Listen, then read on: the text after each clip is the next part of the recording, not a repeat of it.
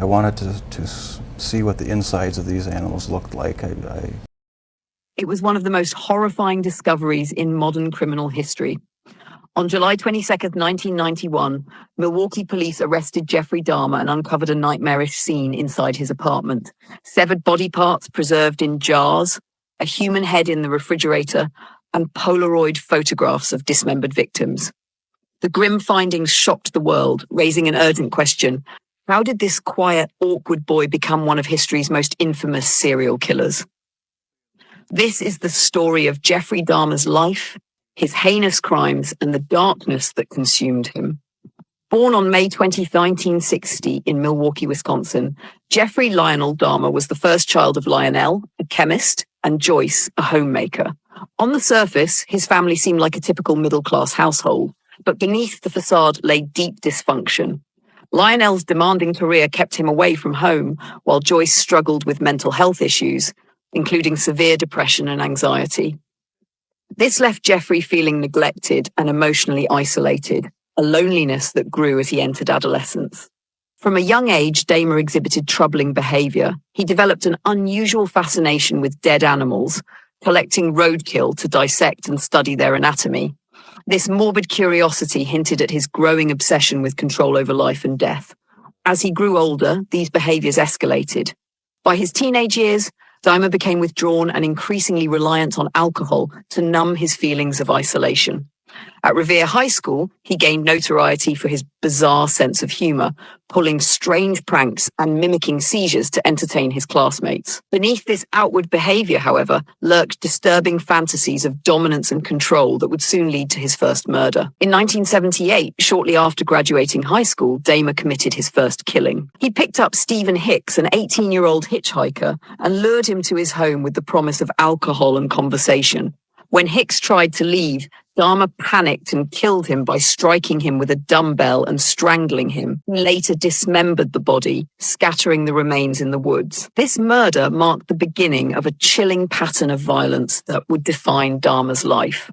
For a time, Dahmer tried to suppress his urges. He briefly attended college, served in the US Army, and worked various jobs. Yet the dark thoughts persisted, and by the late 1980s, now living alone in Milwaukee, Dahmer's killing spree escalated. Dahmer targeted young men and boys, many of whom were from marginalized communities.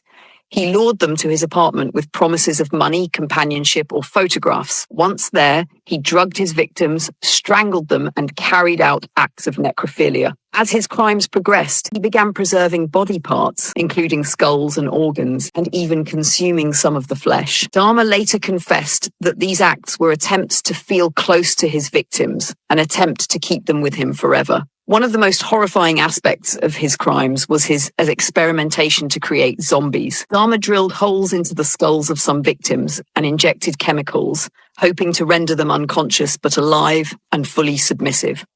His apartment became a macabre scene of horror, filled with chilling evidence of his unspeakable acts. Despite the brutality of his crimes, systemic failures allowed Dahmer to evade capture for years. In one tragic case, 14-year-old Konorak Synthesomphone managed to escape Dahmer's apartment, only to be returned to him by police officers who believed Dahmer's explanation that the boy was his partner. Hours later, Konorak was murdered. This incident, among others, highlighted how societal prejudices and the marginalization of vulnerable communities played a role in allowing Dahmer to continue his spree. His reign of terror finally ended on July 22nd, 1991, when Tracy Edwards, another intended victim, managed to escape and flag down police. What officers found inside Dahmer's apartment was beyond comprehension. Photographs of dismembered bodies, severed heads, and preserved body parts, all meticulously arranged. Dahmer confessed to killing 17 individuals, providing chillingly detailed accounts of his crimes.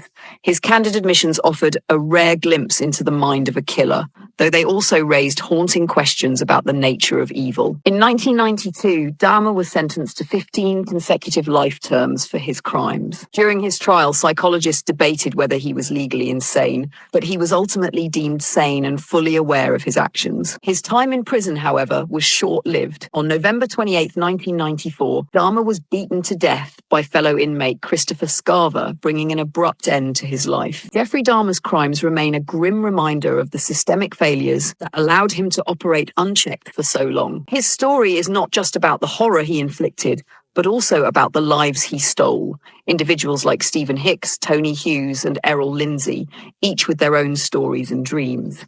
While Dahmer's name is infamous, it is the memory of his victims that should endure, serving as a somber reminder of the need for justice, vigilance, and compassion. The nightmare of Jeffrey Dahmer's actions will forever haunt history, but it is the lives of the 17 souls he took that must never be forgotten.